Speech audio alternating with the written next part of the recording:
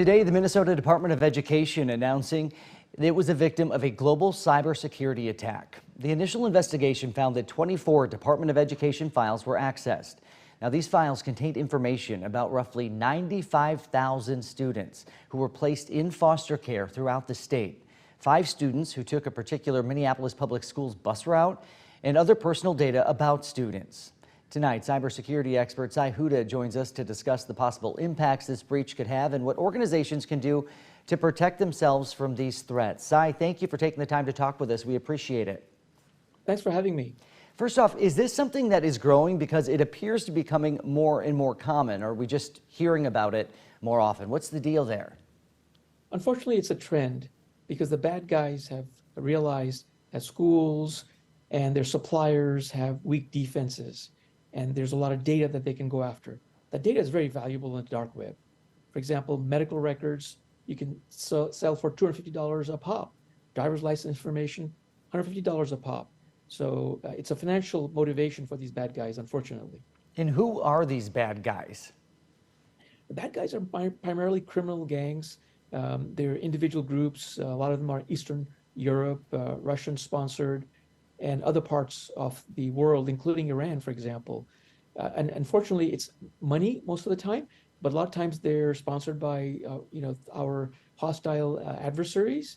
And the big four are Russia, China, Iran, and North Korea. And so they're after data, and they realize that schools and boards of education and their suppliers are easy ways to get into the data. So I guess it's a bigger level issue the way you describe it. I was going to ask if people are held accountable for this. Do they catch these people? But it's more, is it governments that are doing this sometimes?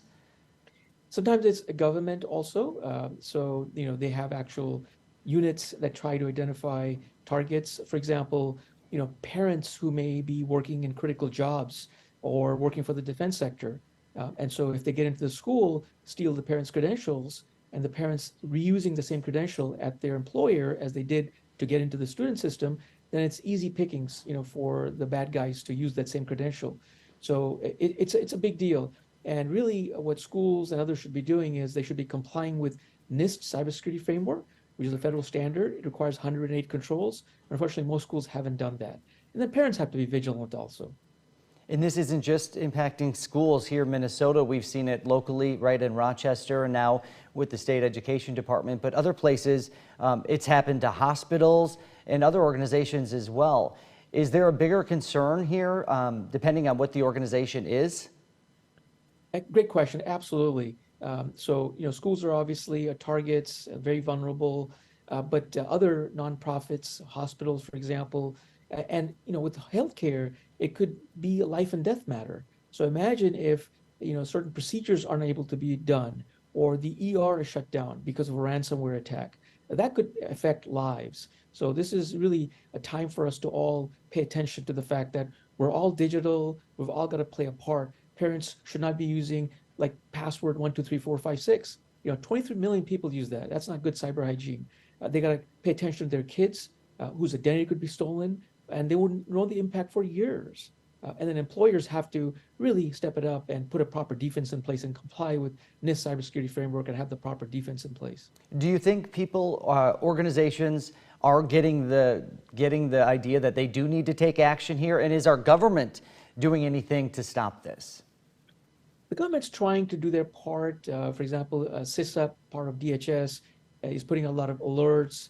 They're doing some free services for organizations, but really organizations have to take that responsibility and accountability and realize that they have data, that data is valuable. It could be easily broken into from the digital thousands of miles away. And so they've got to really focus on the fact that they're digital today and put the defense in place. The government can also help by continuing to educate. But really, it's a team effort here. Every citizen has to do their part, the government has to do their part, and of course the organization has to do their part. All right, Sai Huda, author and CEO of CyberCatch, cybersecurity expert. Sai, we thank you for your time. We always appreciate your insight. Thank you so much for having me.